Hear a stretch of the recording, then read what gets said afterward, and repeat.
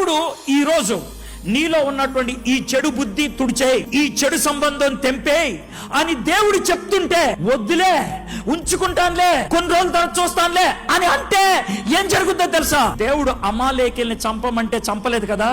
మొదటి సమయాలు 31వ అధ్యాయం, సౌలుకి యుద్ధంలో దెబ్బలు తగిలి పడిపోతే తన యుద్ధ సామాన్ని మోసేవాడిని పిలిచారే, నన్ను చంపారా అంటే వాడు రాజుగారిని చంపడానికి భయం వేసి ఆడే ఉరేసుకొని చచ్చిపోతే ఒకడు రోడ్డు మీద వెళ్తుంటారు, నీకు దండం పెడతాను రే, నన్ను చంపేరా అంటే వాడు చంపేశాడు. దేవుడు అమాలేకీలందరినీ చంపేరా అని సౌలుకి చెప్తే వాడు చంపకుండా కొంతమందిని వదిలేస్తే వాడే సౌల్ని చంపేశాడు.